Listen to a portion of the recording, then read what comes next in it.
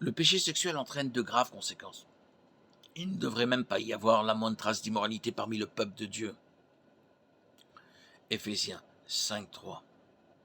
L'impudicité, toutes sortes d'impuretés et la cupidité ne doivent même pas être nommées parmi vous, ainsi qu'il convient à des saints. Le mot porno est lié à porneia, d'où vient le mot anglais pornographie. Essentiellement, toute immoralité sexuelle tombe dans cette catégorie, mais le mot change en fonction de la personne qui commet l'acte de son sexe. Par exemple, une femme qui se livre à l'immoralité sexuelle est appelée une prostituée, pornée. Mais un homme qui fait la même chose est appelé un prostitué, porno. Ces mots grecs sont intéressants parce qu'ils ne font aucune distinction entre l'immoralité sexuelle pour un gain monétaire, l'immoralité sexuelle pour le plaisir de la convoitise et les relations sexuelles hors mariage entre deux partenaires amoureux.